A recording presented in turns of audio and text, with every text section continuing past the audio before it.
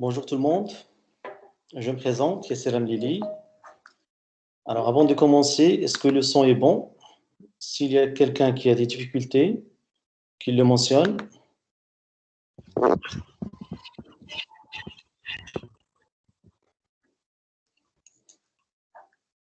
Alors si c'est bon, on peut commencer.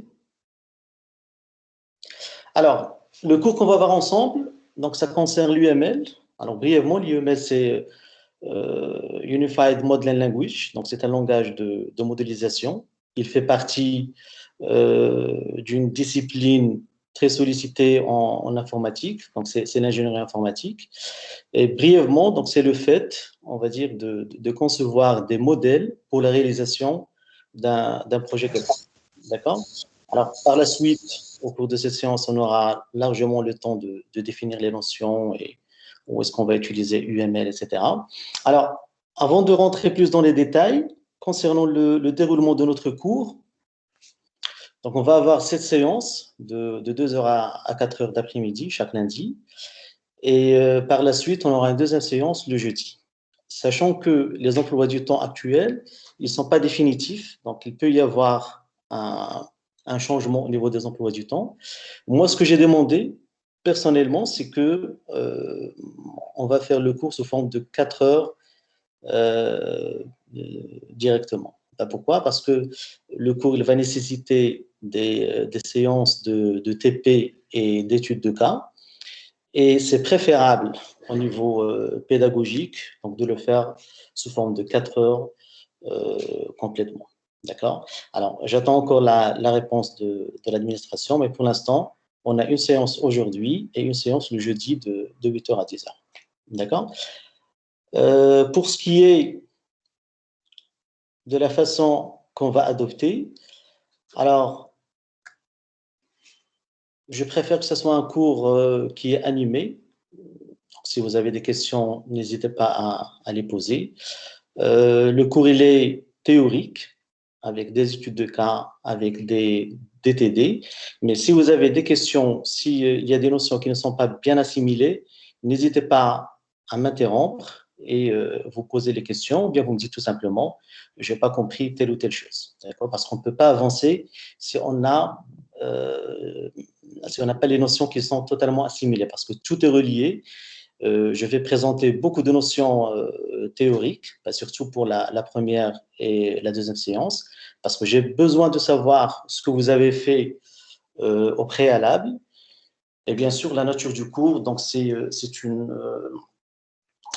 un cours qui nécessite, on va dire, pas mal de bagages techniques et théoriques. Alors, je me suis renseigné donc, sur les modules que vous avez déjà fait principalement l'année passée. Donc, apparemment, vous avez fait un cours en SQL et un autre cours en programmation orientée objet. C'est correct? Est-ce que je peux avoir une réponse? Oui, Pardon? monsieur, c'est correct. C'est correct.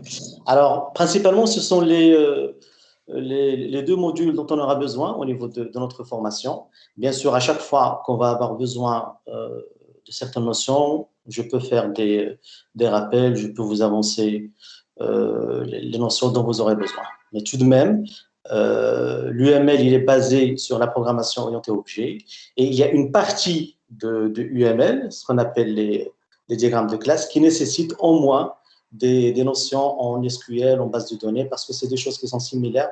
On ne peut pas revenir sur les notions de base pour continuer le cours. On pourra le faire au pire des cas, donc si vous aurez des problèmes, mais de préférence pour bien avancer, je vais considérer que ces notions, elles sont assimilées. D'accord? Alors, si tout le monde est d'accord, on va commencer. À la barakatillah, je vais partager mon écran.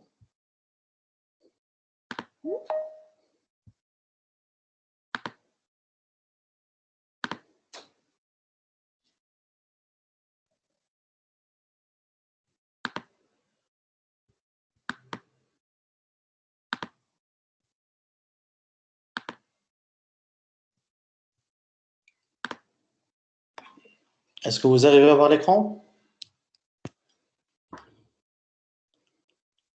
Oui, c'est bon. Tout le monde?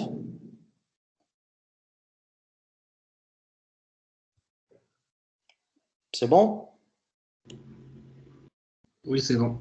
Oui. C'est bon. Alors, vraiment, j'attends de vous une certaine interaction. Donc, s'il y a des questions, vous m'arrêtez. Pour les personnes aussi qui peuvent activer leur caméra, ça serait sollicité parce que j'ai besoin de voir vos réactions.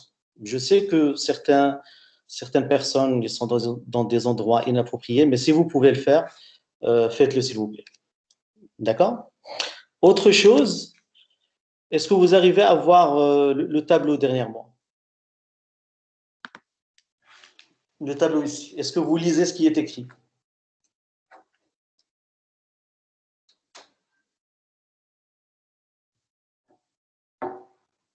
J'attends une réponse. Monsieur, c'est un peu moins clair?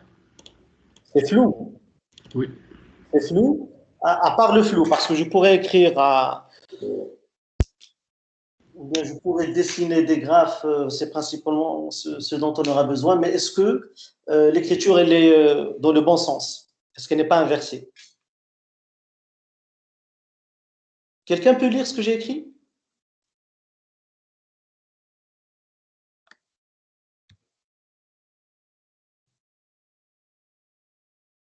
Monsieur, on ne voit pas la caméra. Ah bon? Moi aussi, monsieur, je vois pas la caméra.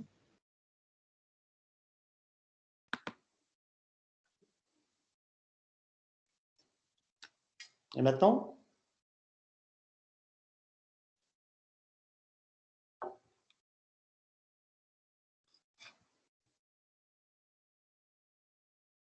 Monsieur, même maintenant, on ne voit pas la caméra. Ah bon? Non, on ne voit rien, monsieur.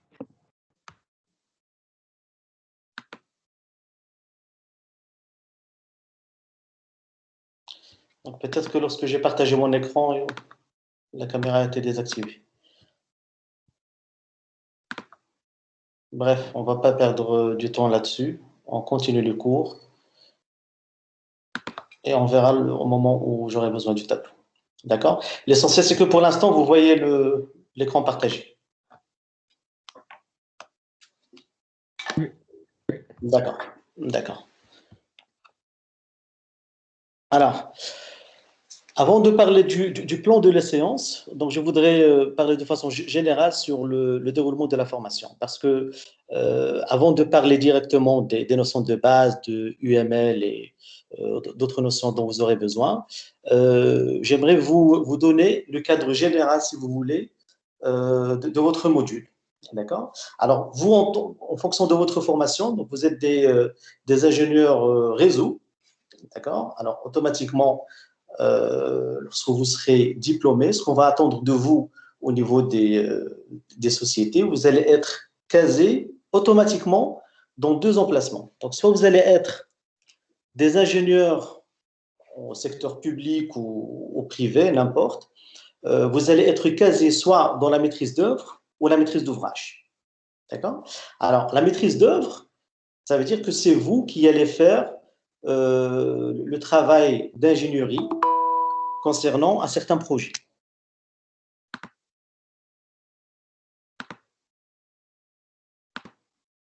D'accord?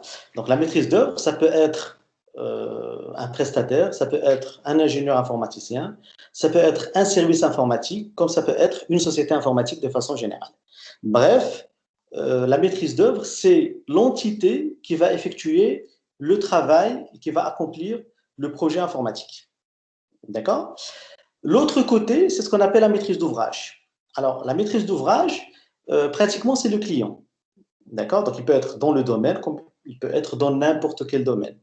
Alors, le défi, c'est quoi? Le défi, c'est de pouvoir aboutir à un certain projet en communiquant avec et la maîtrise d'œuvre et la maîtrise d'ouvrage. Donc, ça, c'est le défi, on va dire, dans n'importe quelle structure. Alors, cette communication, elle fait appel, on va dire, à un certain modèle, un certain savoir-faire qui va nécessiter, dans notre cas, l'utilisation de UML. Alors, on peut utiliser d'autres outils, mais on utilise UML pour des raisons de normalisation. On va le voir par la suite. Bref, UML, c'est un support, si vous voulez, qui va vous permettre, entre autres, de réaliser le projet et de communiquer avec le client. D'accord? Donc, on va dire que c'est une structure qui est un peu hybride. Donc, elle concerne un côté réalisation, un côté technique, un côté fonctionnalité qu'on va réaliser pour notre projet. Et l'autre côté, c'est un côté qui est lisible par des personnes qui ne sont pas informaticiens. D'accord? Donc, vous pouvez être en relation avec un commercial ou bien avec un propriétaire d'un certain projet. Donc, le fait de lui présenter certains diagrammes, ça va lui permettre de se rapprocher à votre idée et éliminer ce qu'on appelle en gestion des projets le flou. Parce que la chose critique au niveau des projets, c'est que moi, je vais exprimer un certain besoin d'un langage qui est technique. Le client, par nature, il n'est pas connaisseur en tout ce qui est technique. Et finalement, le résultat que je vais obtenir va faire en sorte que le client ne sera pas satisfait et il va vous dire que c'est pas ce que j'imaginais. Alors, le fait de dire c'est pas ce que j'imaginais, ça veut dire que vraiment, il y a eu un problème de communication au niveau de votre projet, ou bien on va aboutir à ce qu'on appelle des projets qui sont bâclés. Alors, un projet qui est bâclé, c'est un projet qui est inachevé. Ben pourquoi? Parce que peut-être que ça a pris beaucoup de temps, peut-être qu'il a été fait de la mauvaise façon, peut-être qu'il a été fait d'une façon qui est inappropriée, et finalement, je n'ai pas répondu à un besoin.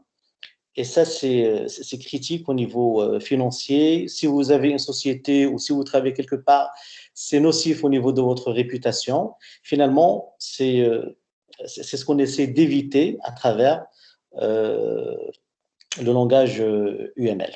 D'accord? Alors, pour le plan de cette séance, donc on va commencer par certaines notions, des notions vraiment de base. Ben pourquoi? Pour présenter un cadre général, où est-ce qu'on va travailler, pourquoi est-ce qu'on a besoin de UML, quelles sont les fonctionnalités de UML et pourquoi est-ce qu'on utilise UML alors qu'il y a d'autres outils qui permettent de faire la même chose. On peut trouver des centaines, voire des milliers d'outils qui permettent de faire la même chose que UML. La modélisation, la conception, le maquettage, donc tout ça, il y a plusieurs outils, mais UML maintenant, donc il est défini comme un standard. D'accord? Ben pourquoi? Parce que les personnes qui ont réalisé UML, ils se sont inspirés, on va dire, de l'expérience des ingénieurs qui ont travaillé beaucoup de fois sur des projets. Et finalement, ils ont pris ce qu'on appelle des bonnes pratiques et ils ont fait ce qu'on appelle le langage UML. D'accord? Donc, c'est pour ça que je préfère que le cours qu'on va faire, donc il va y avoir une partie théorique, on va commencer par ça. Sincèrement, pour apprendre les prérequis en UML, entre parenthèses, c'est facile, parce que ce sont des diagrammes que vous allez connaître, voilà les normes qu'on va utiliser, voilà ce qu'on va mettre en pratique, voilà ce qu'on va mettre en œuvre, etc. Donc, ça va être des notions qui sont faciles à maîtriser et à manipuler. Par contre, l'utilisation de UML, c'est quelque chose qui nécessite une certaine expérience. Donc, lorsque vous allez travailler, généralement, les personnes qui sont fraîchement diplômées, ça veut dire que les personnes qui n'ont pas assez d'expérience, on ne va pas leur donner des tâches de conception ou bien de modélisation. On va leur donner des tâches de codage. Ça veut dire qu'il va y avoir un chef de projet qui va vous donner certaines tâches. Voilà, tu vas me programmer telle ou telle chose, tu vas m'installer telle ou telle chose. Il va vous donner, on va dire, des tâches qui sont déjà préestimées, prédéfinies, prêtes, etc. Par la suite, lorsque vous allez avoir assez d'expérience, donc là, vous allez pouvoir, on va dire, faire une modélisation, une conception. Ben pourquoi? Parce que vous aurez acquis une vision qui est plus vaste et une vision qui est technique plus expérience. D'accord?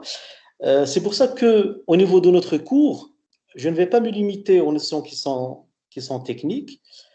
Je vous donne un bagage qui est théorique pour manipuler les diagrammes UML. Par la suite, je vous donne des exercices, des TD, que vous allez, on va dire, utiliser pour mettre en pratique ce qu'on a appris durant le cours. Et ce qui est important, à mon sens, c'est, je vais vous donner une étude de cas qui est réelle. C'est un processus commercial qui contient des informations qui sont réelles, des informations qui sont issues du monde entrepreneurial. Et là, vous allez voir que, on ne va pas dire que les choses vont se compliquer, mais vous allez voir qu'il va vous falloir plus d'efforts pour pouvoir modéliser l'étude de cas. Mais par la suite, ça sera vraiment bénéfique au niveau de votre formation, au niveau de votre expérience, etc. D'accord? Donc, ça concerne le déroulement général du cours. Alors, pour cette séance, on va commencer par certaines notions de base comme ce qu'on a dit, pour vous situer au niveau d'un projet de façon générale ou bien au niveau d'un système d'information. Déjà, il faudra rappeler ce que c'est qu'un système d'information, ce que c'est que l'informatique, ce que c'est qu'un projet informatique, ce que c'est qu'un cycle de vie. D'accord? Donc, il faut avoir une idée sur là où on va travailler. D'accord? Et à partir de la séance prochaine, on va commencer à voir les différents diagrammes. Alors, la notion la plus banale, ou bien la plus générale, vu que vous êtes des ingénieurs en réseau informatique, on va dire c'est quoi l'informatique? J'attends vos réponses. Ce qui vous passe par la tête.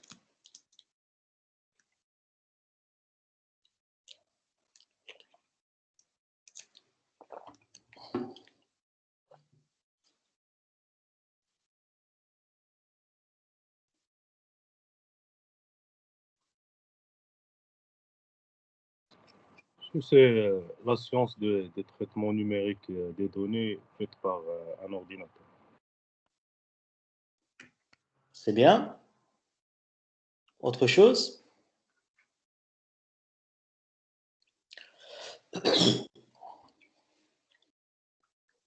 Oui?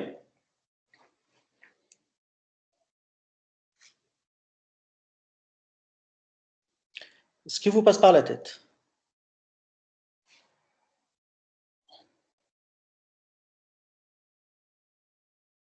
Parce que lorsque vous allez interagir avec le cours, on va invoquer de nouvelles notions, on va parler de nouvelles choses, on va corriger des notions qui sont fausses, on va rajouter certaines choses, etc. Donc, c'est important de participer, s'il vous plaît.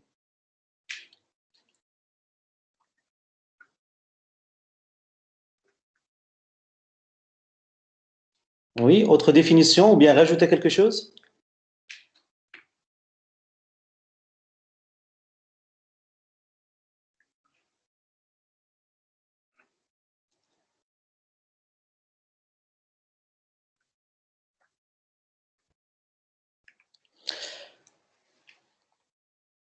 Alors, la personne qui a répondu, donc tu as invoqué on va dire, les mots-clés qui sont nécessaires. Déjà, tu as commencé par dire que c'est une science. Donc, ça, c'est bien. Lorsqu'on définit une notion, donc on a besoin de savoir la nature de cette notion.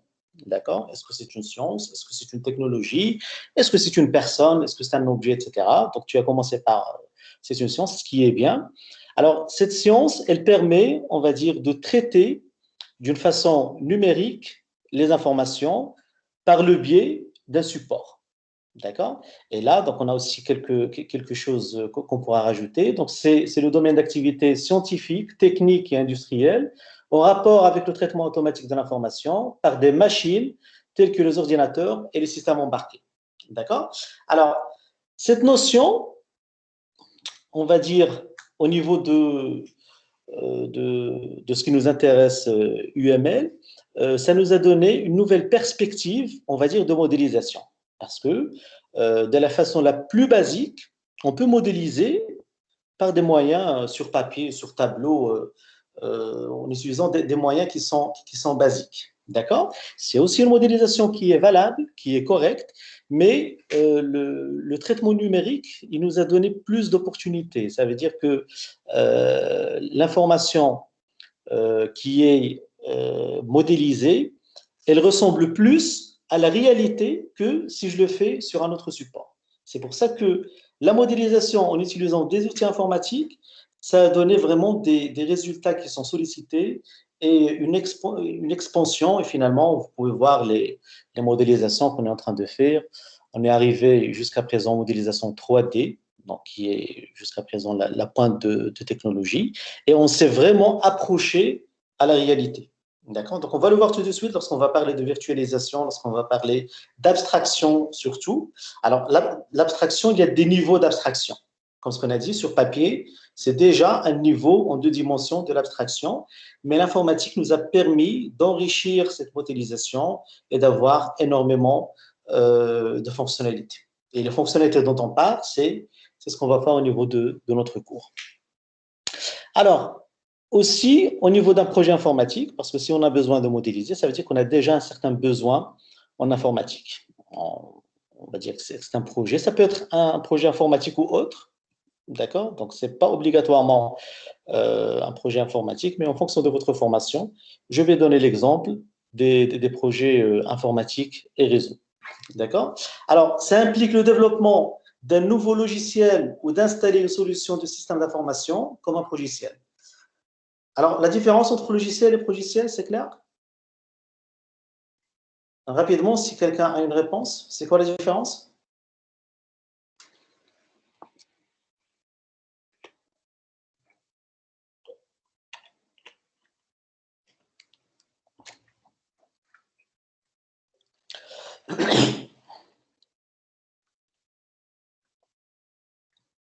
Oui? C'est quoi la différence entre un logiciel et un progiciel?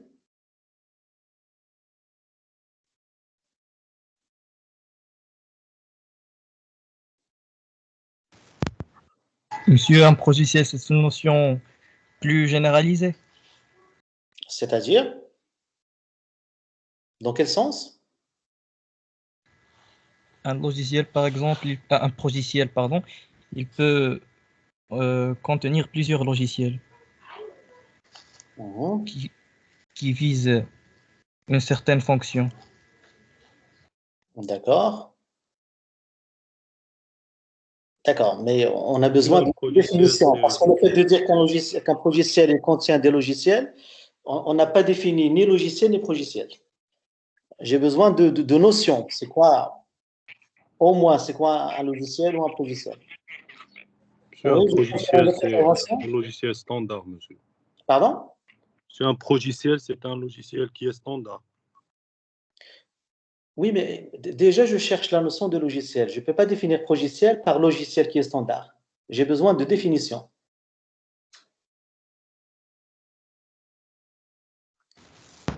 On peut dire, monsieur, qu'un logiciel, c'est un groupement d'algorithmes visant... Non, pardon. C'est bien, c'est un bon début. Vas-y. Je disais que un logiciel, c'est plusieurs programmes prédéfinis qui permettent un certain traitement. C'est bien. Et ici, c'est un peu analogue. Un logiciel, c'est plusieurs logiciels qui visent une certaine fonction.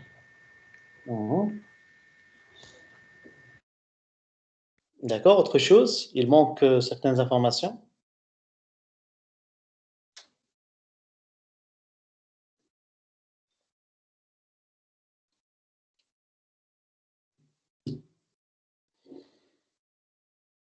Oui?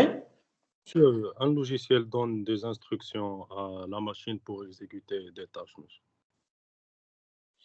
Ça, tu es en train de définir un algorithme. Ou bien un programme. Mais le logiciel, il contient des algorithmes. Oui, mais moi, je cherche la notion de logiciel. D'accord, on va garder ça. Donc, un logiciel, il va contenir des instructions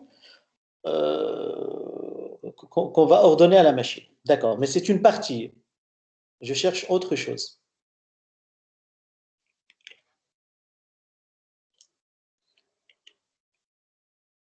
Et jusqu'à présent, vous n'avez pas donné la différence.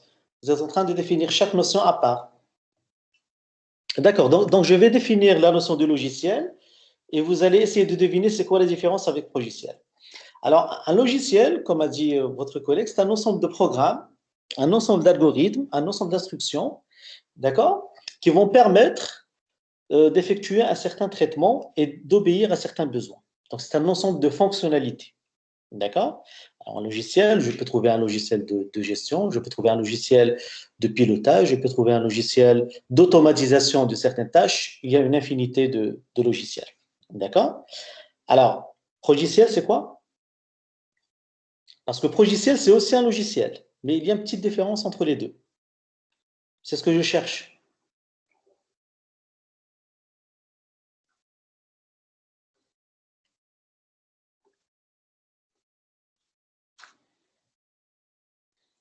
C'est qu'il peut être utilisé par une large clientèle. C'est bien, c'est bien, c'est très bien. Alors, la différence entre un logiciel et un progiciel, donc, progiciel, c'est ce qu'on appelle la nature du mot, c'est ce qu'on appelle des mots valises. Progiciel, c'est une combinaison entre produit et logiciel. D'accord? Informatique, c'est aussi un mot valise, c'est la combinaison entre information et automatique. D'accord? On va trouver beaucoup de. En informatique, on va trouver beaucoup de mots techniques comme ça qui sont composés, qui sont combinés. D'accord? Alors, logiciel, c'est produit logiciel. Ça veut dire que c'est un logiciel qui est destiné à une large ou bien une très large utilisation. Ça veut dire que n'importe qui pourra l'utiliser. Les exemples les plus connus, c'est ce qu'on utilise maintenant, PowerPoint, on va dire Microsoft Word, il y a les ERP, il y a les Customer Relationship le Management, les CRM. Donc, c'est un logiciel que n'importe quelle société peut le prendre et l'adapter à son besoin. Par contre, un logiciel, si j'ai par exemple un logiciel qui me permet de gérer, à titre d'exemple, les visites techniques par exemple. D'accord? Alors, ça, c'est un besoin qui est adapté aux visites techniques. Donc, il y a une file pour les voitures, je fais des tests, je fais des diagnostics, etc. Donc, là, je ne peux pas prendre ce logiciel et l'utiliser parce qu'il n'est vraiment pas adapté à mon besoin. D'accord? Alors, un logiciel, c'est pour des besoins qui sont spécifiques. C'est pour une utilisation qui concerne une certaine société, une certaine entité pour un besoin spécifique. Un logiciel, c'est pour, entre parenthèses, c'est pour tout le monde. N'importe qui peut le prendre et l'utiliser, etc. Alors là, par la suite, est-ce qu'il y a une notion qui est plus vaste que l'autre? Est-ce qu'un logiciel il est plus grand qu'un logiciel ou bien plus petit? Ça dépend. Ça dépend des logiciels, ça dépend des logiciels. Le prix aussi, je ne peux pas dire si un logiciel il est plus cher qu'un logiciel, ça dépend du logiciel en question. Donc, la seule différence qu'il y a, c'est au niveau, on va dire, à qui est destiné ce programme. Si c'est un besoin qui est prédéfini pour un client donné, c'est un logiciel. Si c'est pour tout le monde, pour une vaste utilisation, on appelle ça un produit, là c'est un logiciel. C'est clair? Alors, un projet informatique, il est soumis à un impératif de pérennité. Là, c'est très important. Ce qui va faire la différence entre les différents logiciels, c'est que est-ce que ce produit, est-ce qu'il va perdurer dans le temps ou pas? D'accord? Donc, ce qui va faire la différence, c'est la modélisation que vous allez faire. Si dès le départ, je vais concevoir un logiciel de façon à ce qu'il tourne pour une certaine tâche et après, il ne va plus être opérationnel, ça veut dire que j'ai créé un mauvais logiciel. Et si je prévois dès le départ une certaine évolution de mon logiciel, alors là, ça veut dire que c'est un logiciel qui est bien fait, qui va perdurer dans le temps et qui va évoluer pardon, avec les processus de l'entreprise. Parce que les sociétés, elles sont toujours en évolution. J'ai une société qui est, par exemple, basée maintenant sur Rabat. Elle a certains clients. Par la suite, donc, c'est pour des raisons financières et commerciales. Donc, je vais chercher d'autres marchés au niveau national. Par la suite, je vais chercher d'autres marchés au niveau international. Je vais avoir plus d'activités, plus d'employés, plus de contraintes, etc. Alors, l'idée dès le départ, c'est que mon logiciel, il doit suivre mon évolution. D'accord? Donc, lorsque vous allez faire une conception, la conception, elle doit être faite de façon à ce que mon programme ou bien mon logiciel va suivre l'accompagnement de mon entreprise. D'accord? On va parler un petit peu en détail par la suite lorsqu'on va parler de l'urbanisation des systèmes d'information, etc. Donc, c'est dans ce sens. Cette petite différence, est-ce que mon logiciel va perdurer dans le temps ou pas? C'est ce qui va faire la différence entre une bonne modélisation et une mauvaise modélisation. C'est clair? Vous m'arrêtez s'il y a quelque chose qui n'est pas clair. Alors, brièvement, on va donner une petite définition de UML parce qu'on va invoquer cette notion à chaque fois. Donc, on a besoin, on va dire, de savoir de quoi il s'agit. Et par la suite, on va la détailler. Maintenant, on va en parler brièvement. Alors, c'est un langage de modélisation unifié, d'accord? Il est basé sur ce qu'on appelle des graphes. Nous, ce qu'on va apprendre, ce sont les graphes. D'accord? Les graphes, c'est plutôt des diagrammes. Donc, il y a plusieurs diagrammes, ça dépend de la version de UML. Et chaque diagramme, on va l'utiliser pour une certaine tâche. Il y a ce qu'on appelle des diagrammes structurels, il y a ce qu'on appelle des diagrammes de comportement. Et en fonction de mon besoin, je vais rajouter un certain diagramme pour concevoir mon application. D'accord? Alors là, il y a une notion qui est très importante. Donc, c'est à base de diagrammes, conçu comme une méthode normalisée. Alors là, tout à l'heure, lorsque j'ai dit pourquoi est-ce qu'on va étudier UML et non pas un autre langage de modélisation, c'est principalement pour ça. C'est principalement pour la normalisation. Alors, la normalisation, c'est quoi?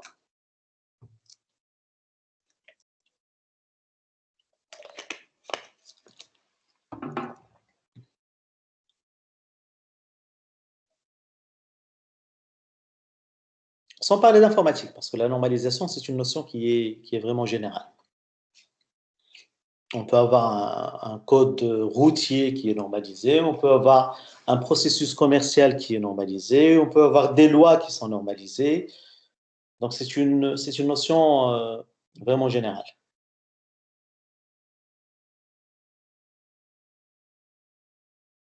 Oui?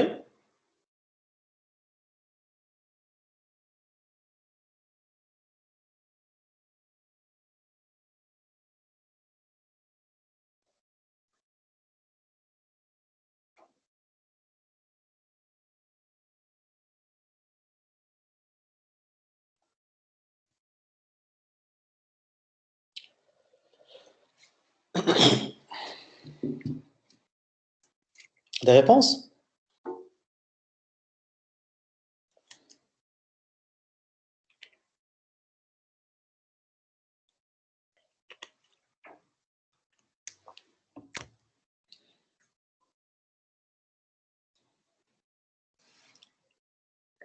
Ben, c'est une notion que vous connaissez sûrement, parce que vous utilisez beaucoup de choses qui sont normalisées. Ben, je vais vous donner un exemple au réseau. D'accord? Par exemple, les protocoles ISO. Donc, c'est normalisé. Ça veut dire quoi? Standardisé. Pardon? Voilà, donc c'est quoi? Standardisé, ça veut dire c'est quoi? C'est-à-dire, on remplit les normes, on soumet on soumet ce projet à des normes. Voilà. Voilà, c'est exactement ça. C'est-à-dire,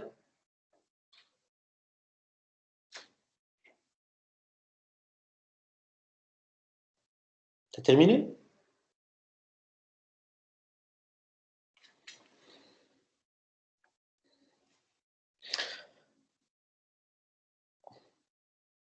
Oui, la personne qui vient de parler, est-ce que tu as terminé ta définition? Parce que là, Pardon, monsieur? tu as terminé ta Monsieur, définition? Oui, je disais qu'on va soumettre un projet à des normes. C'est-à-dire que tout le monde pourrait, il va utiliser par exemple un logiciel. voilà. Voilà. Moi, j'ai compris ta réponse, mais on ne peut pas définir normaliser par des normes. Tu vois, parce que déjà, je cherche à définir c'est quoi une norme, c'est quoi normaliser. Tu vois ce que je veux dire? Mais, pardon? Standard. C'est rendre quelque chose standard. Unification, par exemple, des concepts. D'accord, d'accord. Alors, la Monsieur, normalisation, pardon? on se met d'accord, par exemple, lorsqu'on se met d'accord sur un symbole d'un porte. C'est exactement ça. C'est exactement ça. Alors, la normalisation, bien, les normes, c'est quoi? Donc, c'est un ensemble de règles sur lesquelles on se met d'accord. D'accord? Donc, la combinaison de vos deux réponses va nous donner la réponse exacte. Donc, c'est le fait d'avoir une certaine technologie ou bien une certaine procédure qui obéit à certaines règles et que tout le monde est d'accord sur ces règles. D'accord? Alors, l'UML, il est vraiment normalisé, comme on a dit, donc ce sont des bonnes pratiques qui sont mises en place et que, à l'échelle internationale, si vous allez présenter ces règles ou bien ce processus, il sera compris par tous les ingénieurs. Et ça, c'est très important. Prenez-le comme règle de base. Si vous allez utiliser une certaine technologie, quelle que soit cette technologie, assurez-vous que cette technologie, elle est normalisée. Parce que sinon, si ça tourne chez vous, ça ne veut pas dire que ça va tourner chez une autre personne en France ou bien aux États-Unis ou bien en Chine.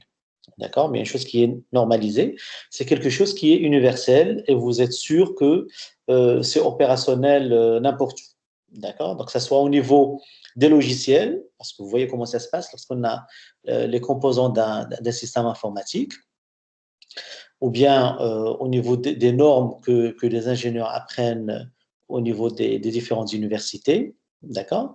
Donc, il faut garder, on va dire, un œil, il faut vérifier est-ce que la technologie elle est normalisée ou pas. D'accord? Alors, parmi les points forts de UML, c'est qu'il est normalisé, il est issu des bonnes pratiques, il est facile à utiliser, d'accord? Et il est très flexible et ça va nous permettre, on va dire, de concevoir des logiciels ou bien des projets qui vont perdurer dans le temps. D'accord? Alors,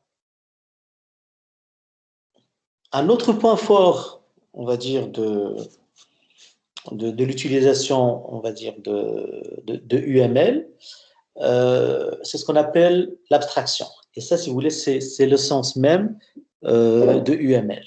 Alors, l'abstraction, c'est quoi en français? Sans parler d'informatique. C'est quoi l'abstraction? Quelque chose d'abstrait, ou bien une notion qui est abstraite. Le contraire, c'est quoi? Le contraire d'abstrait, c'est quoi en français? Concret. Voilà, concret. C'est-à-dire que abstraction, de son sens, ça signifie la modélisation, puisqu'on va passer de quelque chose, on va donner à des choses concrètes, des modèles abstraits qui vont nous permettre d'effectuer certaines opérations dessus. C'est exactement ça. Alors, l'abstraction, c'est le fait de prendre une partie du monde réel, d'accord, et la modéliser d'une façon qui est abstraite ou bien virtuelle. Donc, virtuelle abstrait, donc ce sont des synonymes. D'accord? Alors, on a parlé tout à l'heure des points forts de l'informatique. Qu'est-ce qui a fait que l'informatique, il a fait en sorte que l'abstraction, elle est maintenant plus évoluée, plus efficace et plus pratique à mettre en œuvre. D'accord? Donc là, on va soit parler de abstraction, soit parler de virtualisation. D'accord? On parle même de réalité virtuelle. Ça veut dire que c'est une notion qui ressemble à la réalité, alors que ce n'est pas réel. Lorsque je vois un film en 3D ou bien un film sur un écran, ça ressemble un peu à la réalité, d'accord? Mais en réalité, ça ne l'est pas. D'accord? Donc, c'est exactement ce qu'on essaie de faire avec des outils qui sont pareils. Et l'autre chose, on ne peut pas les dissocier, parce que c'est aussi un avantage qui a fait que la modélisation elle est aussi importante, c'est la télématique. Alors là aussi, c'est un autre mot valise. Donc, c'est la combinaison entre télé et informatique. D'accord? Alors, télé, c'est quoi? Lorsque je rajoute un préfixe télé, c'est pour désigner quoi? Distance, monsieur. À distance, exactement. Exactement.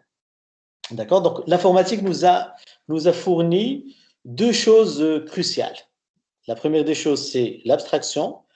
Et la deuxième des choses, c'est les traitements à distance et le partage d'informations. Alors là, le partage, il est vraiment très important. On ne peut pas parler d'un système d'information s'il n'y a pas cette notion de partage, de transfert d'informations, de récupération d'informations, etc. D'accord?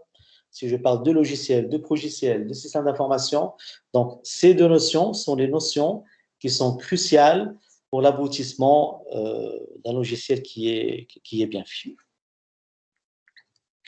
Alors, du moment qu'on a parlé de virtualisation, du moment qu'on a parlé d'abstraction, du moment qu'on a parlé de modèle, d'accord, on va invoquer, on va revenir à ça par la suite, mais du moment qu'on avance certaines notions, donc on les définit, comme ça vous savez de quoi il s'agit, et on va approfondir les notions au fur et à mesure.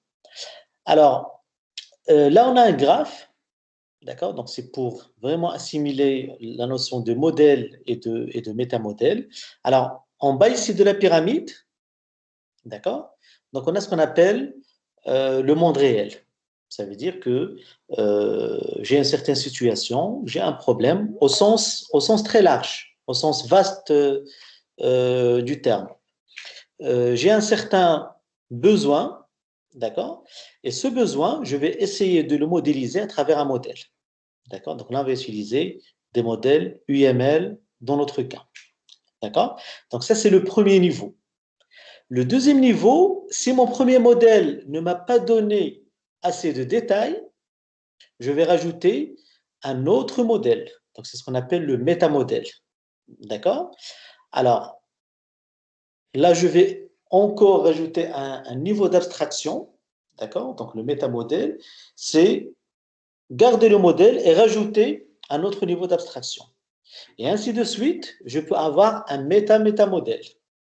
D'accord? Ça veut dire que je vais garder tous les trois modèles que j'avais et je vais rajouter d'autres modèles pour plus de détails et pour plus d'abstraction. Et théoriquement, on peut avoir une infinité de modèles ici. Ce n'est pas une infinité, mais on va avoir plusieurs modèles pour vraiment atteindre la réalité ou bien au moins se rapprocher de la réalité. D'accord? Et là, au niveau 4, donc il y a une nouvelle notion, donc c'est ce qu'on appelle le MOF, Meta Object Facility. D'accord? Donc là, comme définition, on dit qu'il est autodescriptif. Ça veut dire que toutes les couches abstraites, elles sont suffisamment expressives pour se représenter elles-mêmes. Alors, ce qu'on est en train de dire, tout simplement, c'est que on a vraiment rapproché la notion jusqu'à ce que ça soit similaire, on va dire, à la réalité. D'accord? Alors, est-ce que c'est clair? Parce que vraiment, là, on ne peut pas passer si la notion de modèle, de métamodèle et d'abstraction, parce que c'est l'essence même de UML. Alors, est-ce que c'est clair? Vous savez, en physique, on peut donner à peu près le même exemple, donc pour voir approcher un peu la notion. En physique, c'est la notion de dimension. D'accord? Donc en informatique, on appelle ça des modèles, des métamodèles. En physique, on parle de dimension. Alors, le premier degré de représenter un certain phénomène ou bien une certaine partie du monde réel, c'est à travers un graphe en 2 dimensions. D'accord? X, Y. D'accord? Donc ça, c'est le premier niveau. Après, si je veux avoir la notion de 3D, je rajoute l'axe Z qui va définir la profondeur. D'accord? Par la suite, si je veux plus de détails, je peux rajouter d'autres dimensions. Je peux rajouter le temps comme une 4e dimension. D'accord? Je peux rajouter une 5e dimension, par exemple la pesanteur. D'accord? Ou bien la gravité. Je peux rajouter une 6e dimension, par exemple la température, la chaleur ou le froid. D'accord? Et ainsi de suite. Je peux rajouter une 7e ou 8e dimension. Ben, tout ça pour se rapprocher à la réalité. Ça veut dire que si je veux décrire un objet, d'accord, si je le vois sur écran en 3D, je sais que c'est un objet. Mais je ne connais pas sa température. Ça veut dire que je me suis rapproché à la réalité, mais il me reste tout de même des choses qui manquent. D'accord? Donc, et ainsi de suite, jusqu'à se rapprocher à un certain pourcentage du monde réel. Est-ce que c'est clair?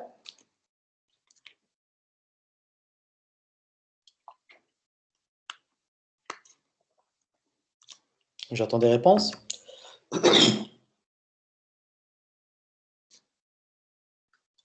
Oui, c'est bon, monsieur.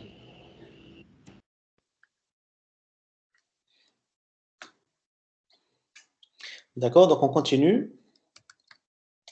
Alors, là aussi, c'est un exemple des diagrammes UML. D'accord, donc on ne va pas les voir en détail pour le moment. C'est en relation avec la notion d'abstraction. Alors là, ce qu'on essaie d'exprimer, donc là, vous avez les différents diagrammes. Là, on les a divisés en 2, diagramme structurel et diagramme de comportement. Dans les diagrammes structurels, on peut trouver des diagrammes de classe, des diagrammes d'objets, des diagrammes de déploiement, des diagrammes de composants, etc. Et pour des diagrammes de comportement, on peut trouver des diagrammes de séquence, collaboration, des cas d'utilisation, d'état de transition, d'activité. Alors, c'est ce qu'on va voir durant notre cours. Mais pourquoi est-ce que je vous ai donné cet exemple? Parce que là, qu'est-ce qu'on est en train de modéliser? On est en train de modéliser UML. D'accord? Et là, c'est un diagramme UML qui me permet de modéliser UML. Vous voyez? Ça veut dire que UML, il est si fort que je peux l'utiliser pour le modéliser lui-même. Vous voyez? Donc là, c'est un niveau d'abstraction qui est vraiment très grand. J'utilise un outil pour définir ou bien pour modéliser le même outil.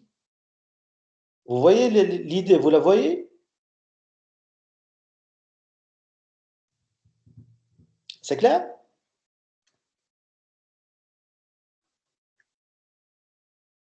Des réponses?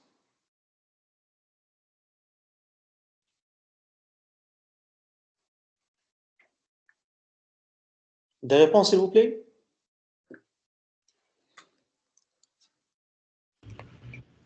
Oui, monsieur. C'est clair. Alors, Vous pouvez détailler un peu plus. d'accord. Donc ça c'est bien, ça c'est un feedback. D'accord, on peut pas laisser passer toutes les notions. Donc s'il y a quoi que ce soit qui vous échappe, vous m'arrêtez. D'accord? Alors, on a dit qu'on va utiliser UML pour modéliser des cas qui sont réels. D'accord? J'ai par exemple un certain traitement, une facturation par exemple. D'accord? Ce processus, j'ai besoin d'un certain modèle pour le modéliser. D'accord?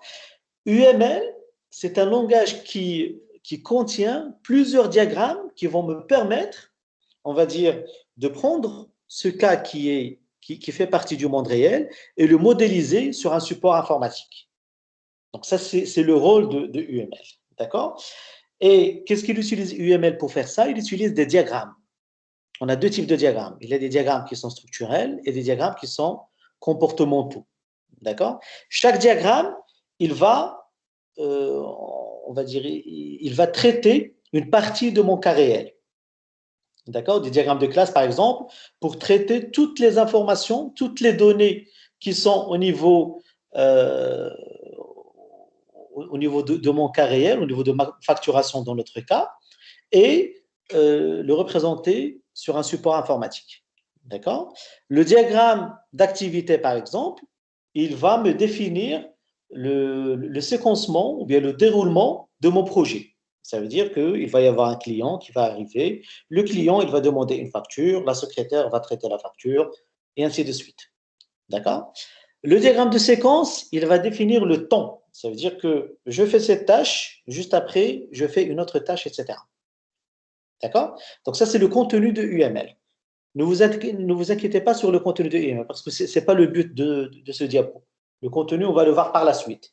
Ce que j'essaie d'expliquer ici, c'est que UML, je l'ai utilisé pour définir UML. Donc, tout ça, tout ce que vous voyez, donc diagramme, héritage, les relations, ça, ce sont des classes. D'accord? Donc, tout ça, ils font partie d'un diagramme de classe. Le diagramme de classe, il appartient à UML. Ça veut dire que pour vous expliquer UML, j'ai utilisé un diagramme de classe UML pour le faire. Donc, cette opération d'utiliser un outil pour expliquer le même outil, donc ça, c'est exactement la notion d'abstraction. Est-ce que c'est clair maintenant? Oui, monsieur. Pour le reste, c'est important.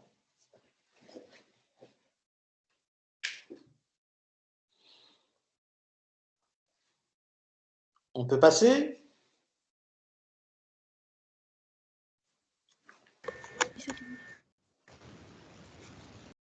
Pardon?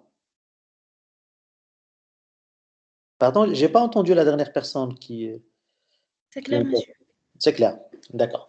Alors, là, ça nous donne une idée, on va dire, sur le point fort de UML. Parce que, théoriquement, lorsqu'on utilise UML, ce n'est pas seulement pour des projets informatiques, c'est pour plusieurs types de projets. C'est une façon de faire. Il y a plusieurs disciplines, il y a plusieurs diagrammes, chacun est spécialisé dans une certaine tâche. Donc, UML, nous, en fonction de notre formation, on l'applique sur des projets informatiques. Mais UML, il est si fort qu'on peut l'utiliser sur des processus commerciaux, sur des processus industriels, sur des processus de gestion, etc. Donc, c'est vraiment, lorsqu'on va le maîtriser, c'est vraiment une discipline qui est vraiment très vaste. D'accord? Alors, du moment qu'on a parlé, on va dire, de l'application de UML dans plusieurs domaines d'activité, quel que soit le cas qu'on va traiter, il va nécessairement faire partie d'un système d'information. D'accord? Donc, on va toujours garder le cadre général, système d'information. Lorsque j'ai parlé tout à l'heure de votre futur travail au niveau de la maîtrise d'œuvre, au niveau de la maîtrise d'ouvrage, c'est au niveau d'un certain système d'information. D'accord? Le projet que vous allez faire, il va être inclus dans un système d'information. Alors, un système d'information, c'est quoi?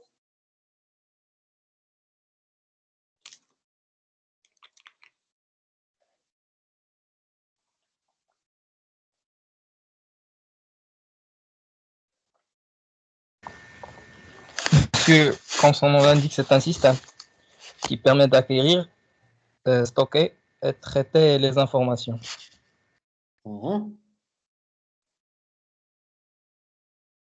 D'accord.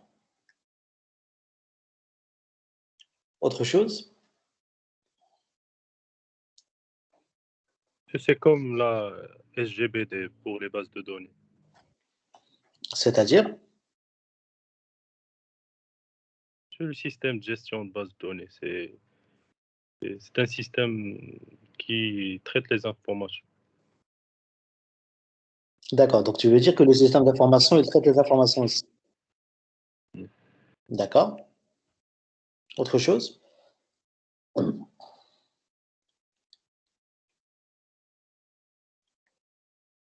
Ce qui vous passe par la tête, c'est bien. Donc chacun, il va avancer des notions et après, on va rassembler les différentes notions et avoir une notion qui est plus globale.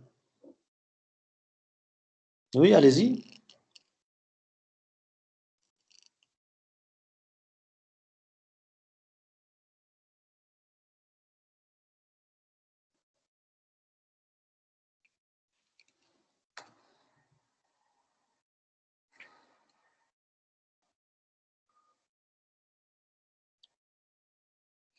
Parce que ce que je cherche un mot-clé. Donc en système d'information, je cherche un mot-clé qui va faire toute la différence.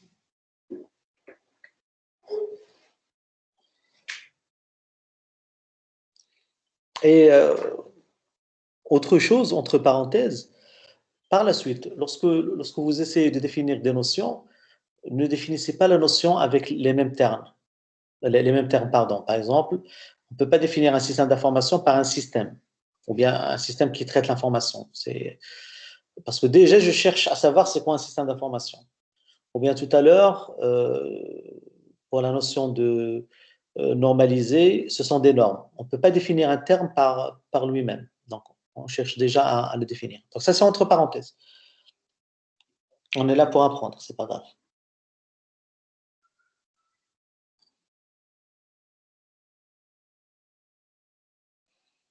D'autres idées?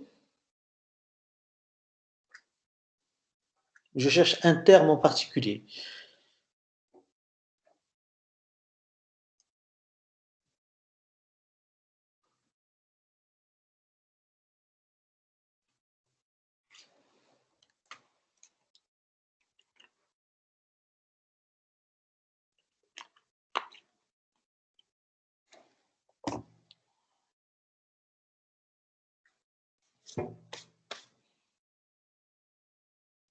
Alors, un système d'information, c'est un ensemble de moyens.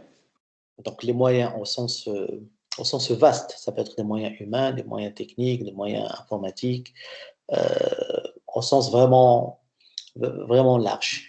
C'est un ensemble de moyens qui vont permettre de faire circuler l'information. Alors là, je vais souligner sur circuler, parce que c'est le but, ou bien partager l'information. Alors, on a deux types on va dire, de partage d'informations. Donc, c'est ce qu'on appelle une façon qui est formelle et une façon qui est informelle. Alors, la façon informelle, ça c'est sans parler d'informatique. La façon qui est informelle, elle peut commencer du bouche à oreille. D'accord? Ça veut dire, vous travaillez dans une société et vous êtes assis avec un collègue, d'accord? Dans un café ou autre part, à part le lieu du travail. Et vous dites à votre collègue, demain, on a une réunion à 14 heures. Ou bien, dans votre cas à l'école, vous allez dire, demain, on a un cours de UML à 14 heures. D'accord? Alors là, qu'est-ce que vous avez fait? Vous avez passé une information, mais d'une façon qui est informelle. D'accord? Donc, vous êtes avec un ami au café, vous parlez d'autres choses, mais tout de même, vous avez passé une information et l'information, elle est arrivée à votre collègue. D'accord? Donc, ça, si vous voulez, c'est le niveau le plus bas de communication. C'est ce qu'on appelle des communications informelles. Après, il y a ce qu'on appelle la communication formelle. Alors, la communication formelle, c'est au niveau d'une certaine entreprise, on va pouvoir, on va dire, à travers une réunion, donc ça, c'est le degré le plus formel. Donc, il y a le directeur, il va rassembler les employés, il va leur dire que au niveau de notre société, on va faire telle chose, telle activité, tel investissement, etc. Donc, ça, c'est, on va dire, le degré le plus formel de communication. Et par la suite, il y a les autres moyens qui sont les notes qui sont affichées. On peut afficher une fiche où on va dire que telle date, il y a tel événement, telle chose, etc. Il y a les appels téléphoniques, c'est aussi formel. Il y a les emails, c'est formel aussi. Tous les moyens qui vont nous permettre, on va dire, de faire passer une information.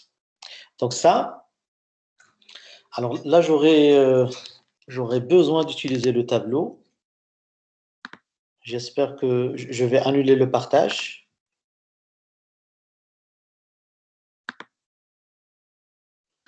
Voilà, j'espère que la caméra va réapparaître. Ah, d'accord. C'est bon. Voilà. Voilà. C'est bon, tout le monde arrive à voir le tableau? Oui, c'est bon. Non, c'est bon. Mais est-ce que c'est lisible?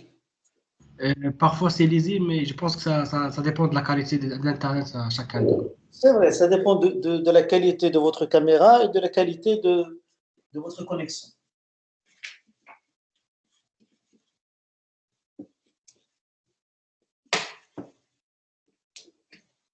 Ben, sinon, je peux rapprocher le tableau et le tenir avec ma main.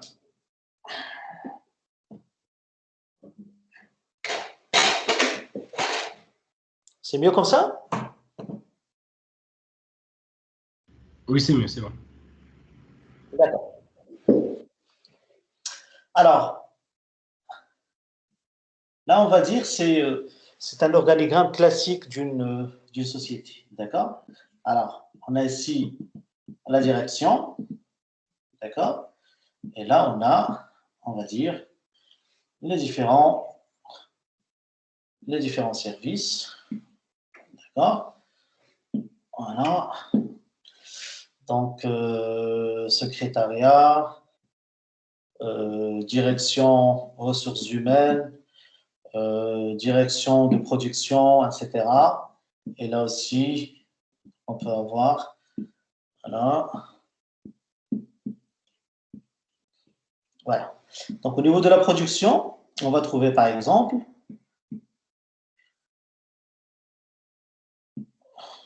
voilà, imaginons qu'on a une chaîne de production. Donc, on peut trouver l'approvisionnement, on va trouver la production, donc s'il s'agit d'une industrie ou d'un commerce quelconque, commercialisation, etc. D'accord? Alors, la communication formelle dont je parle, c'est une communication qui est principalement sollicitée au niveau des différents services de la société. Ça veut dire que pour avoir une certaine production, j'ai besoin au préalable, on va dire, d'un approvisionnement, j'ai besoin d'une certaine production avec tous ces détails techniques, etc. J'ai besoin par la suite d'une commercialisation, etc. Ça veut dire que implicitement, j'ai besoin d'une certaine communication entre ces différents services. Ça veut dire que le service production, il ne peut pas produire s'il n'a pas de la matière première. Alors, s'il y a une rupture de stock ici, je dois notifier le service approvisionnement de me ramener de la matière première, telle chose. D'accord?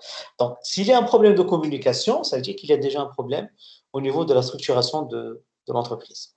D'accord? Donc là, c'est une communication qui est horizontale. Cette communication, elle est horizontale. On a un autre type de communication. Donc là, c'est une communication qui est verticale. D'accord? Alors là, qu'est-ce qu'elle concerne à votre avis? Ça concerne, oui? Avant que je l'écrive. Donc ça concerne la prise de décision. D'accord? Alors, ce sont deux types de communication qui sont cruciales au niveau d'une société. D'accord? Et là, la communication horizontale, c'est ce qu'on appelle aussi l'accostage des processus. Ça veut dire que j'ai besoin d'une certaine communication qui va me permettre l'enchaînement, une production qui est correcte et qui est convenable. D'accord? Et lorsqu'on a une communication qui vient du haut vers le bas, d'accord? Donc, c'est ce qu'on appelle la prise de décision. Ça veut dire qu'il y a des choses qui sont traitées à un certain niveau et je vais demander, on va dire, à la production de produire telle ou telle quantité avec telle qualité, etc. D'accord? Donc, ça aussi, on peut le définir de cette façon. Voilà. Vous voyez le triangle ici? Donc, là, j'ai la gestion opérationnelle.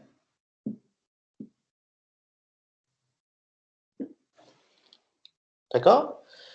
Au milieu de ma pyramide, j'ai ce qu'on appelle la gestion tactique. D'accord? Et en haut de ma pyramide, j'ai ce qu'on appelle la gestion stratégique. D'accord? Alors là, la communication, elle est du haut vers le bas et du bas vers le haut. D'accord? Alors, la gestion opérationnelle, c'est quoi? C'est la production, tout simplement. Alors, j'ai une certaine quantité à produire, j'ai une certaine qualité à faire, j'ai un certain type de produit à produire, etc. D'accord? Alors, la gestion tactique, qu'est-ce qu'elle fait? Elle est en train de superviser, on va dire, la gestion qui est opérationnelle. Ça veut dire que la production, elle produit, d'accord? Donc, si on lui demande de produire 1000 exemplaires, elle va le faire. Si on lui demande de produire 2000 exemplaires, elle va le faire aussi, d'accord? Mais qui est-ce qui traite tout ça? C'est la gestion tactique, d'accord? Donc, à la fin du mois, si je produis, on va dire, 1000 exemplaires, d'accord? Donc, est-ce que c'est ce qui est demandé ou pas? D'accord? Et en haut de la pyramide, c'est ce qu'on appelle la gestion tactique.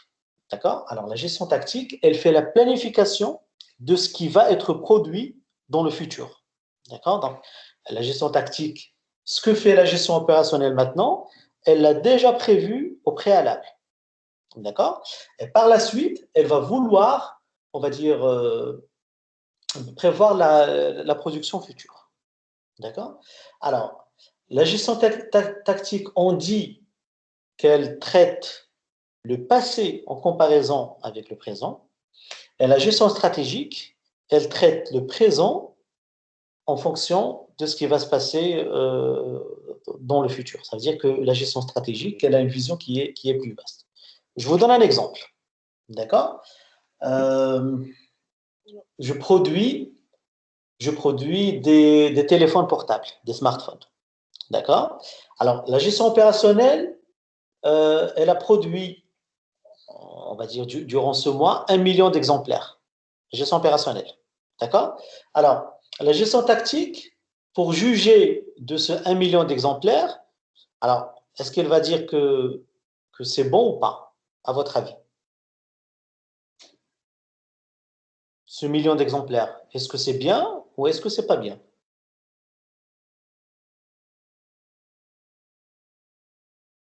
Et ça dépend de quoi? Ça devrait dépendre du personnel, monsieur, ou la disponibilité de matières premières. Non. Ça, la disponibilité de matières premières, c'est la gestion opérationnelle qui le fait. Parce que la production et l'approvisionnement, si elle n'a pas de quoi travailler, elle va le dire au service d'approvisionnement. Elle a un objectif. La gestion opérationnelle, elle a un objectif de produire 1 million d'exemplaires. Ça dépend du demande du marché. Comment est-ce qu'on va faire pour savoir la demande du marché? Comment est-ce qu'on va faire?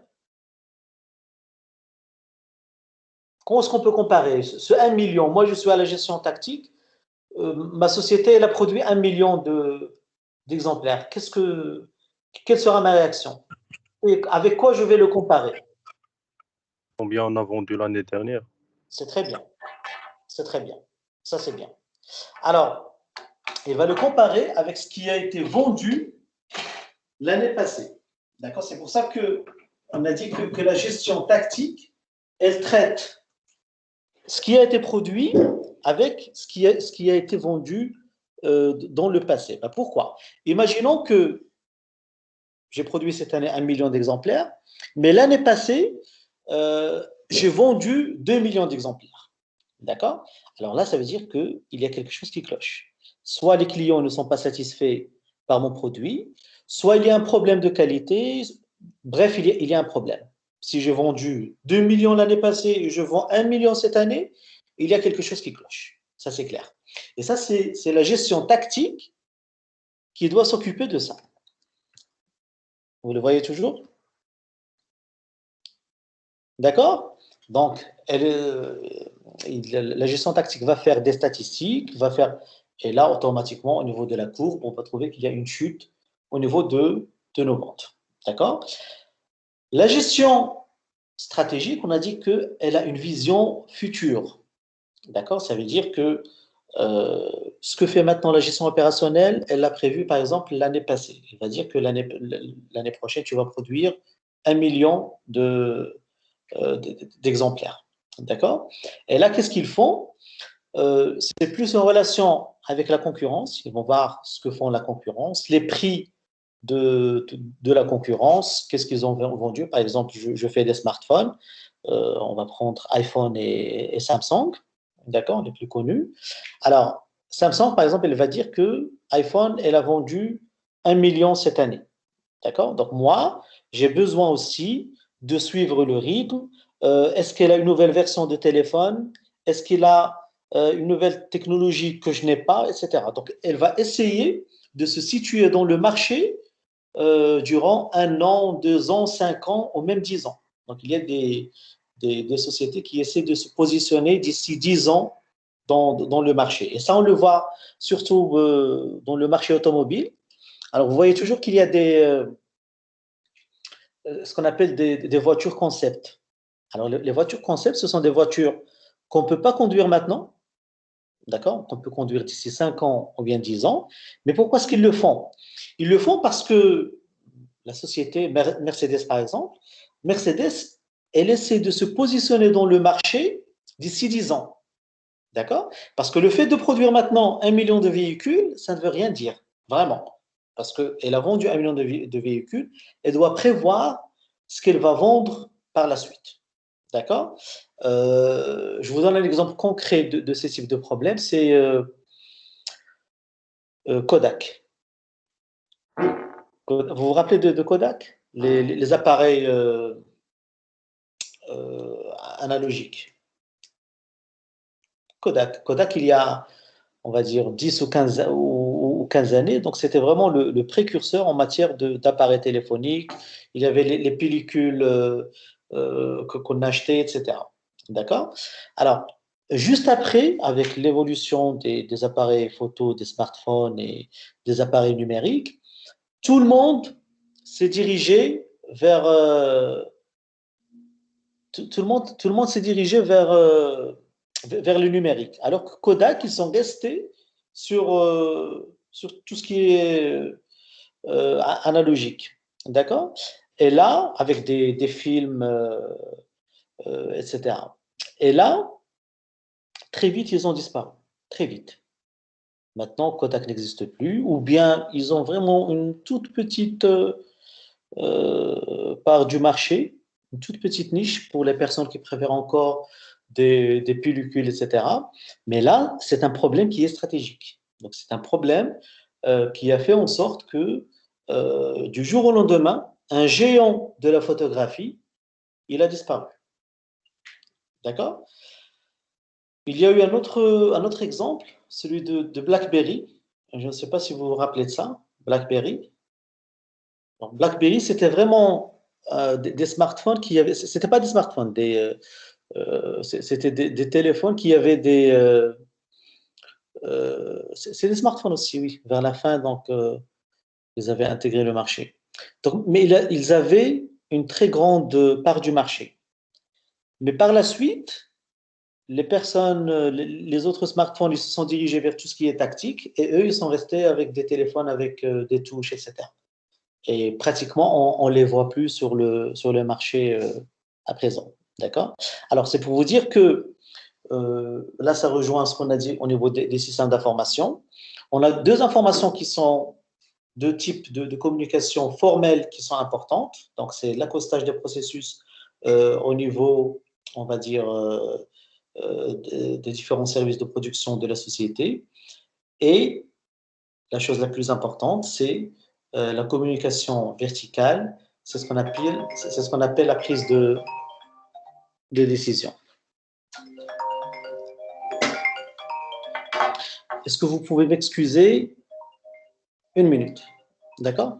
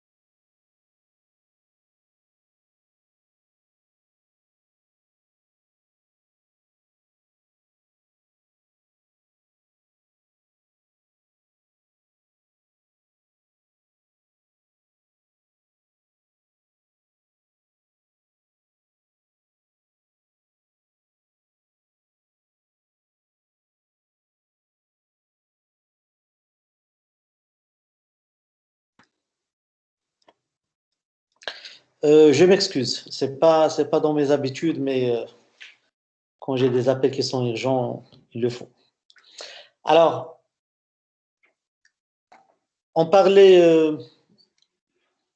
finalement des systèmes d'information, on va dire la communication qui est faite au niveau horizontal et vertical. Donc, le niveau horizontal, c'est ce qu'on appelle l'accostage des processus, c'est au niveau de la production. Et la prise de décision, c'est soit pour la gestion tactique et la gestion stratégique. D'accord? Alors, on continue notre cours. C'est clair? Vous avez besoin de plus d'explications? On passe. Est-ce que tout est bon?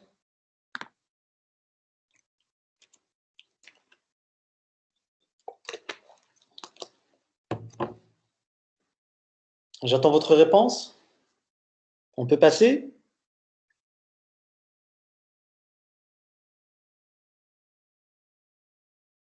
Oui, c'est bon.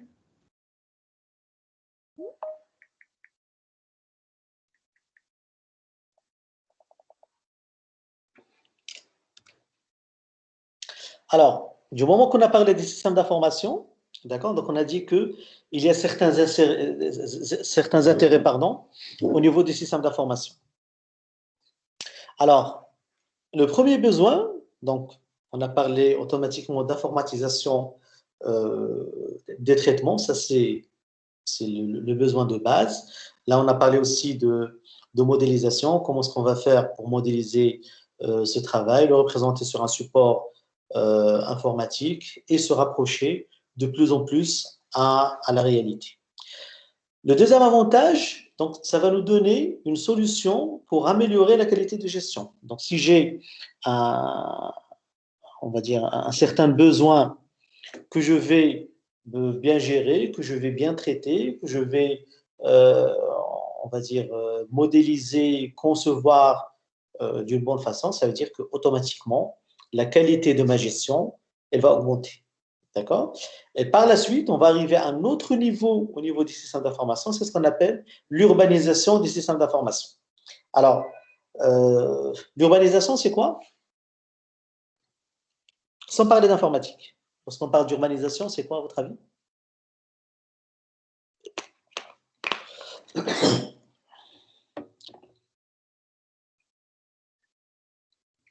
Oui?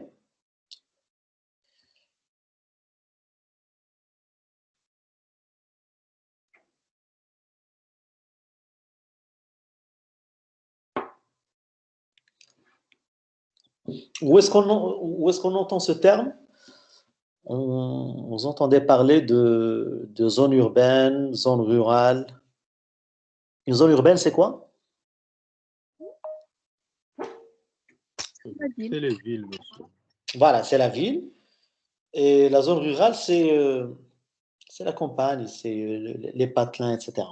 D'accord? Et pourquoi est-ce que la ville, on appelle ça une zone urbaine? Qu'est-ce qu'il y a de nouveau par rapport aux zones rurales? Les infrastructures. Exactement, exactement. Alors, ce qui fait la différence entre une ville et une zone rurale, c'est principalement les infrastructures. Donc, les infrastructures, elles sont bien faites. Il y a un système d'assainissement qui est bien fait.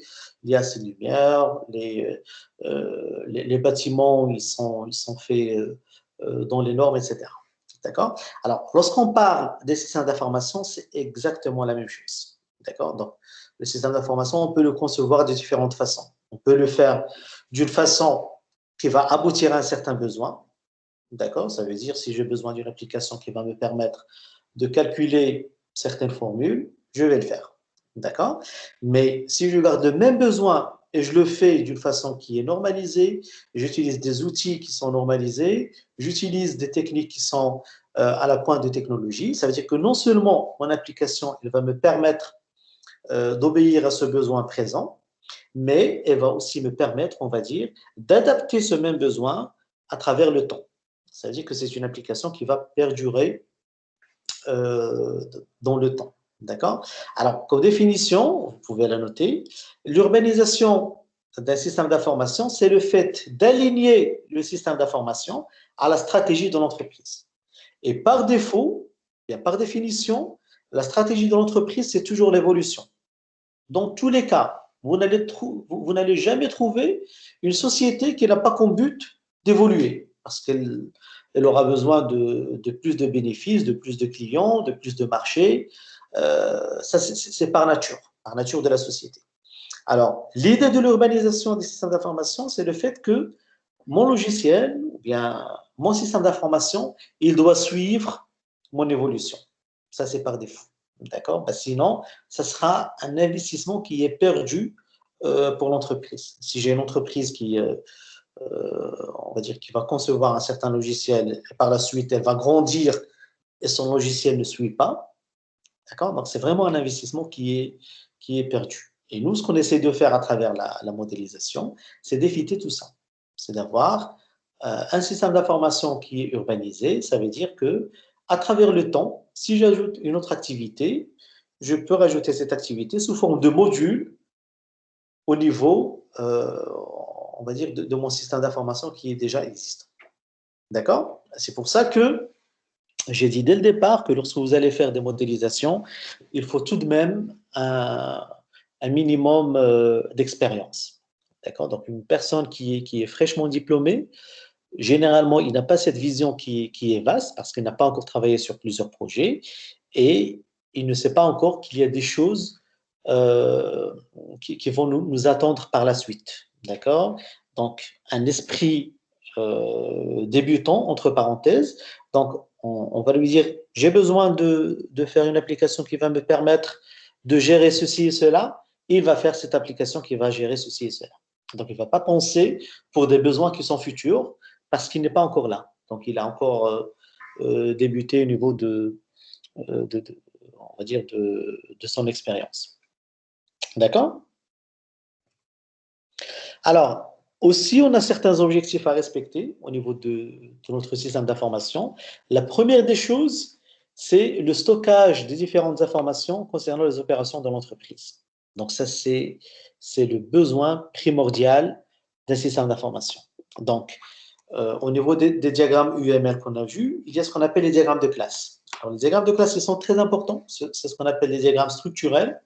Ça veut dire que avant de gérer quoi que ce soit, j'ai besoin de stocker mes informations. J'ai besoin de collecter mes informations et par la suite de stocker mes informations. Parce que ça ne sert à rien d'avoir la meilleure application du monde si le stockage n'est pas fiable.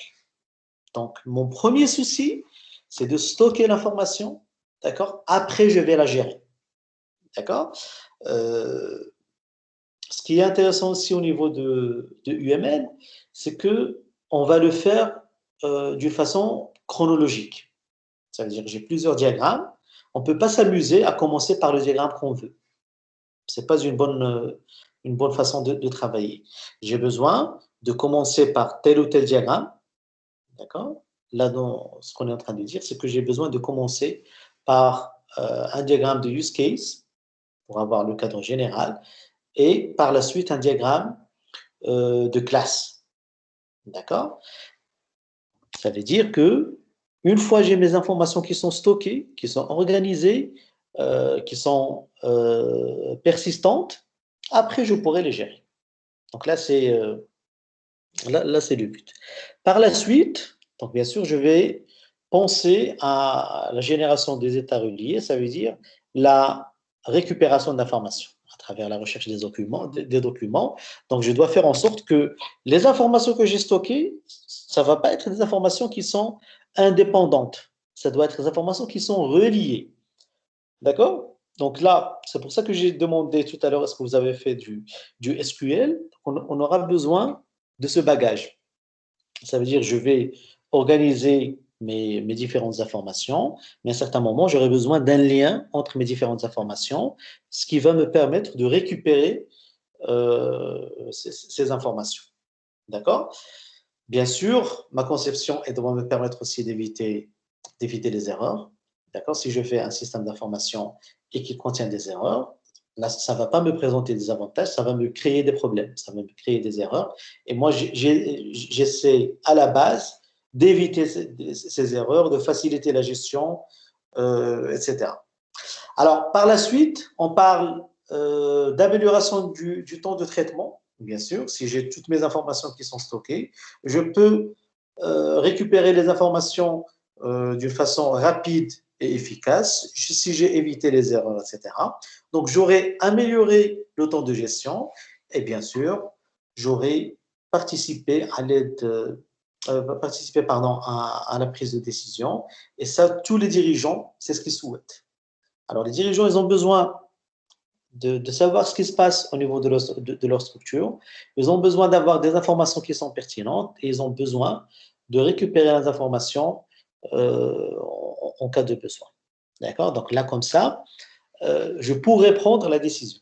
Alors, l'organigramme que je vous ai dessiné au tableau tout de suite, je vous ai dit que la communication verticale, c'est une communication avec la direction et c'est elle qui va prendre la décision. Mais cette décision, la direction, elle a besoin de savoir ce qui se passe au niveau de son entreprise. D'accord? Et à temps. D'accord? Donc, s'il y a un problème de production, la direction, elle doit le savoir pour prendre une décision. Donc, si elle voit que ils ont vendu 1 million d'exemplaires et que l'année passée, ils ont vendu 2 millions d'exemplaires, ça veut dire qu'il y a quelque chose qui cloche et que les clients ne sont pas satisfaits par le produit. Et qui est-ce qui peut remédier à ça? C'est la direction. Donc, il va dire que soit je vais diminuer le prix en fonction de ma concurrence, je dois augmenter la qualité, je dois recruter des personnes dans telle et telle chose, qualité, ainsi de suite. Bref, la direction, elle doit trouver les moyens nécessaires pour remédier au problème et pour augmenter sa production. C'est clair? Alors, maintenant, on a parlé de façon qui est très vaste et très générale concernant les projets, où est-ce qu'on va travailler, c'est quoi le besoin en communication, c'est quoi un système d'information, etc. Maintenant, on va petit à petit entrer dans les détails, d'accord, et voir exactement où est-ce qu'on va intégrer UML dans notre projet, au niveau de notre projet. Et chaque projet, donc s'il est bien géré, bien sûr, chaque projet, il contient plusieurs phases, plusieurs étapes, d'accord? Donc c'est ce qu'on appelle un cycle de vie d'un projet. D'accord? Alors, une méthode se présente sous la forme de phases, associée à des concepts et notations adaptés à chaque phase. D'accord? Alors, ce cycle de vie, donc là, il faut aussi respecter le jargon, on va dire, dans la gestion d'un projet quelconque. D'accord? Lorsque je parle de phase, c'est une étape au niveau de mon projet. Lorsque je parle de tâches, c'est aussi une étape, mais qui est plus petite. D'accord? On ne peut pas s'amuser à utiliser phase à la place de tâche. Donc, si vous dites phase, dans ma tête, c'est une partie qui est assez grande. Et lorsque je dis tâche, c'est une partie de mon projet qui est plus petite. C'est la partie microscopique de mon projet. D'accord? Donc, il faut vraiment retenir le jargon. C'est vraiment important. Alors, les phases sont organisées dans un cycle de vie comprenant plusieurs phases. On va voir par la suite qu'il y a des préconisations au niveau de l'utilisation de ces différentes phases.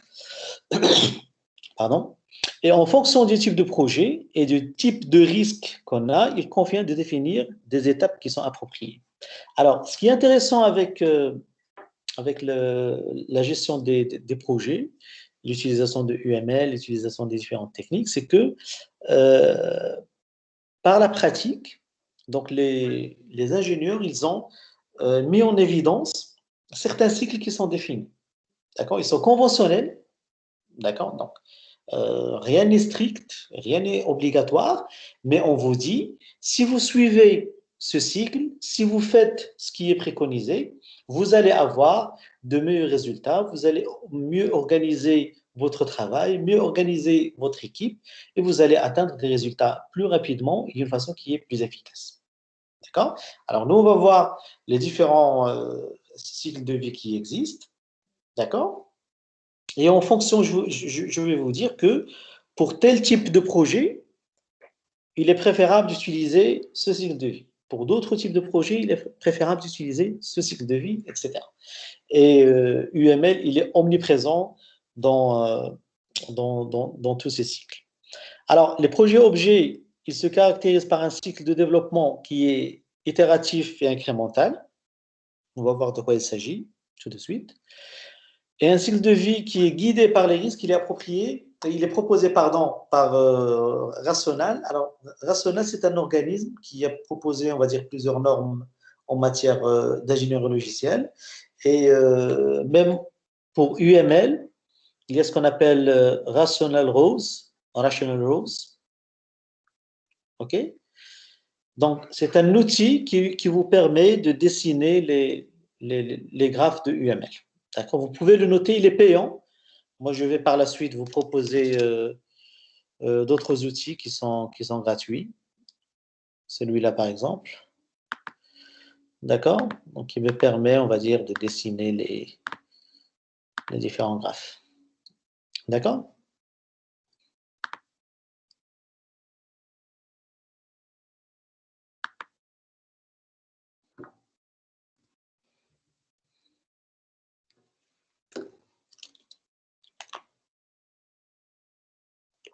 Alors, du moment qu'on a parlé de cycle de vie d'un projet, finalement, c'est une période entre l'idée du logiciel et sa mise en service. Ça veut dire que dès le départ, alors un projet commence à partir de l'idée. Du moment que j'ai une idée d'un certain projet, donc là, c'est l'idée. Ça veut dire qu'à partir de ce moment, j'aurai besoin de faire une spécification des besoins. D'accord? Alors, là aussi, je vais avoir besoin du tableau.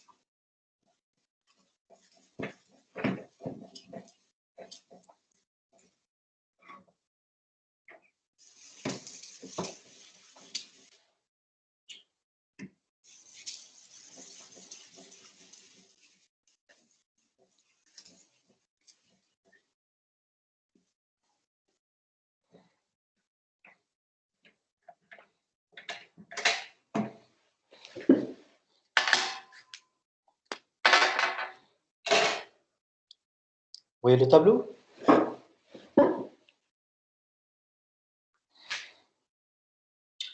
Donc, pour le cycle de vie d'un projet, d'accord? Donc, je peux avoir la première des choses. Vous voyez le tableau? J'ai besoin d'une réponse. Rapidement, s'il vous plaît. Mais ça, c'est bon pour moi. Pardon? C'est bon pour moi. C'est bon, d'accord. Alors, la première des choses, c'est la spécification des besoins. D'accord? Alors, la spécification des besoins, elle peut commencer à partir de l'idée du projet. Ça veut dire que je veux faire un projet quelconque. Donc, l'idée de mon projet, c'est son début. D'accord? Je ne peux pas imaginer à chaque fois que j'ai un cahier de charge qui est détaillé. C'est le cas généralement. D'accord? Donc, si les choses elles sont organisées, etc. Mais concrètement, si j'ai une idée dans ma tête, c'est déjà une idée pour un projet. D'accord? Donc, si les choses elles sont normalisées et dans les normes, donc on peut parler d'un cahier de charge. D'accord? Alors, ce cahier de charge, par la suite, un cahier de spécification technique. D'accord? Donc,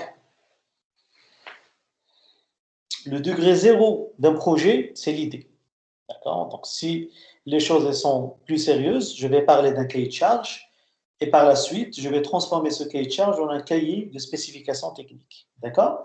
Les deux notions ici vont donner naissance à ce qu'on appelle l'étude de faisabilité. D'accord? Alors, avant de commencer un projet, et ça c'est très important, d'accord? Avant de faire quoi que ce soit, avant d'investir, avant de recruter les personnes, j'ai besoin de savoir est-ce que mon projet il est faisable ou pas. D'accord? Je vous donne un exemple qui est concret, donc qui est en relation, on va dire, on va prendre votre cas. Donc, vous êtes à l'école, d'accord? Et supposons qu'il n'y a ni installation réseau, ni ordinateur, ni câblage, etc. D'accord?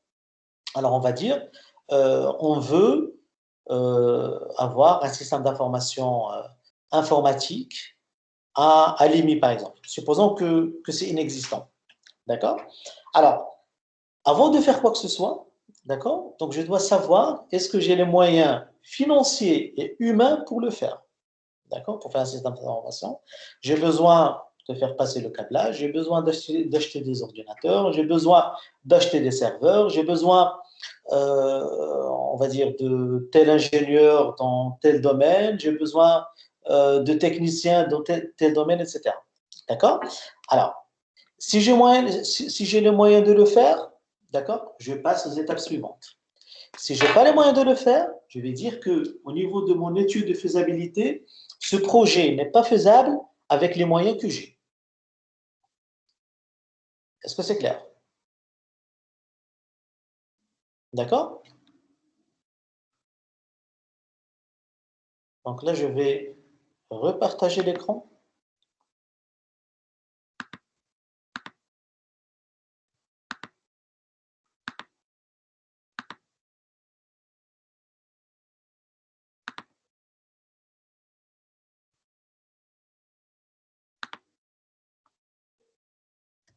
Voilà. Donc là, c'est une caricature, d'accord, mais elle est vraiment significative. D'accord? Donc là, on a un chef de projet, d'accord? Donc vous voyez que ce chef de projet, il a besoin d'effectuer un certain projet. Donc là, il est au bout du fil, de la corde, et il a besoin de prendre l'équilibre entre la maîtrise d'œuvre et la maîtrise d'ouvrage. Alors, les problèmes qu'il a, c'est que déjà, il a fait un début, il a une fin à atteindre, un certain résultat, mais il a des contraintes. Il a des contraintes de coût, des contraintes de délai, des contraintes de qualité. D'accord? Donc, vous voyez ici. Pardon? Vous voyez toujours mon écran? Oui, c'est bon. D'accord. Alors, vous voyez qu'il a pas mal de contraintes. D'accord? Ce sont des risques et il a besoin de trouver l'équilibre entre et la maîtrise d'œuvre et la maîtrise d'ouvrage, d'accord? Gérer les risques, d'accord? Donc, les délais, c'est très important. Les coûts, c'est très important. Est-ce que j'ai les moyens financiers pour le faire? Est-ce que j'ai assez d'argent pour le faire? Est-ce que j'ai assez d'employés pour le faire? Les délais, est-ce que je peux le faire dans les délais qui sont souhaités? Et est-ce que je peux le faire avec la qualité qui est attendue, si vous voulez? D'accord? Donc, c'est toujours le défi qu'un chef de projet il a. D'accord? Un autre risque qu'on peut trouver, c'est ce qu'on appelle le risque des projets bâclés. Alors, un projet bâclé, c'est un projet qui est inachevé. Ça veut dire que je prends le risque de commencer le projet. Par nature, je vais trouver des problèmes au niveau de mon projet. D'accord? Mais par la suite, je peux arriver à 70% par exemple, et je n'ai plus d'argent pour le terminer, peut-être que les employés que j'ai, ils ne sont pas suffisants, j'ai besoin de recruter plus de personnes, et ça crée des problèmes qui sont énormes. Et ça, au Maroc, on le remarque très souvent. Donc, on peut commencer à construire une route, par exemple, ou bien un bâtiment, d'accord? On commence à le faire, on ramène les appareils, on ramène les ouvriers, on commence à travailler. Et à un certain moment, on trouve que le chantier, il est en attente, il n'est pas terminé, il n'est pas achevé, d'accord? Et ça peut durer des mois, voire des années, et le chantier, il est en attente, d'accord? Donc ça, c'est pourquoi? C'est parce que, dès le départ, ils n'ont pas prévu le risque qu'il y avait, d'accord? Donc, automatiquement, ce propriétaire de projet ou bien ce prestataire, au départ, il a cru qu'il a assez de moyens pour terminer le projet. D'accord? Mais par la suite, avec les problèmes qu'il a rencontrés, il n'a pas pu le terminer. Mais ça, ce n'est pas tolérable au niveau d'un projet. Ça veut dire qu'au niveau des projets, on vous dit il faut prévoir les risques. Si vous avez un risque, il faut le prévoir dès le départ. Vous n'allez pas commencer un projet et me dire par la suite non, je ne peux pas le terminer parce que j'ai des problèmes. Si vous êtes là, en tant qu'ingénieur, en tant que chef de projet, c'est pour gérer ce type de choses. D'accord? Et bien sûr, il y a des outils et il y a des techniques qui permettent de le faire. D'accord? Donc, c'est pas des choses qu'on peut estimer au hasard. D'accord? Donc, il y a des normes, comme ce qu'on a dit. Il y a beaucoup de personnes avant nous qui ont travaillé sur ces types de projets, qui ont rencontré ces types de problèmes et qui nous préconisent de faire, d'appliquer certaines techniques et certaines normes pour éviter ces types de problèmes. Alors, on va arrêter là aujourd'hui. Si vous avez des questions.